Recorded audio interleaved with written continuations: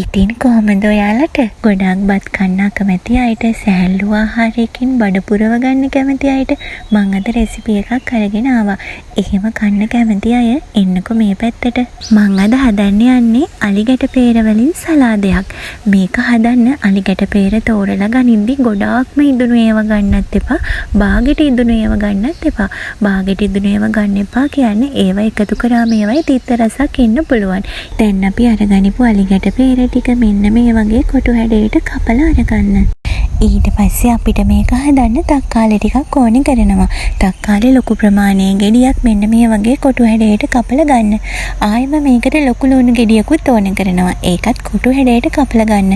අපි සාමාන්‍යයෙන් සැලඩ් එකක් හදනකොට ඒකට එකතු කරන જાති එකම හැඩයකට කපලා ගත්තාම ඒක හරි ලස්සනයි.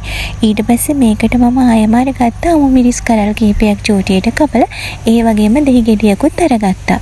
දැන් අපි සලාදේ හදාගෙන යමු. ඉස්සර වෙලාම කරන්නේ මේකට කපා ගනිපු ලොකු ලුණු ටික එකතු කරනවා. ආයෙම ඒකට කපා ගනිපු තක්කාලි ටිකත් එකතු කර ගන්නවා. ඊට පස්සේ මම මේකට එකතු කරන්නේ චූටියට කපා ගනිපු අමු මිරිස් ටික. ඒක කැමති නම් විතරක් එකතු කරගන්න. ඊළඟට මේකට මම එකතු කරනවා ලුණු කුඩු වලින් චුට්ටක්. ගොඩාක් ලුණු එකතු කරන්න යන්න එපා. චුට්ටක් එකතු කරාම ඇති.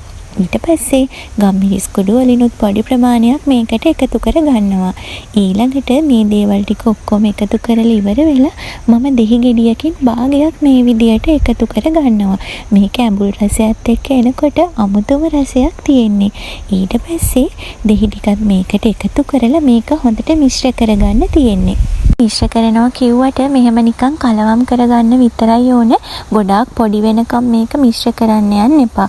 ආයෙම ඔයාලට මෙතෙන්දි කියන්න දෙයක් තියෙනවා. මොකද දන්නවද? මේකේ රසය වැඩි කරගන්න ඔයාලට ඕනේ නම් මේකට ගර්කින් ටිකක් වගේ පොඩියට කපලා එකතු කරගන්න පුළුවන්.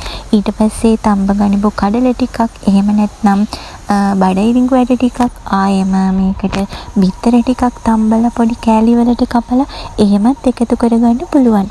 හැබැයි අපි එකතු කරගන්න දේවල් සලාඩ් එකට ගැලපෙන්න ඕනි. හොඳද? ඉතින් මේක ගොඩක් වෙලාවට උදේ ආහාර වේලකට, එහෙම නැත්නම් රෑ කෑමකට එහෙම ලේසියෙන් හදාගෙන ඔයාලට රස බලන්න පුළුවන්. එහෙනම් ආයෙම දවසක මේ වගේ වීඩියෝ එකක් අරගෙන එනකම් ගිහින් එන්නම්. ඔයාලා හැමෝටම සුබ දවසක්. ඔහොම මගේ channel එකත් subscribe කරගෙනම යන්න.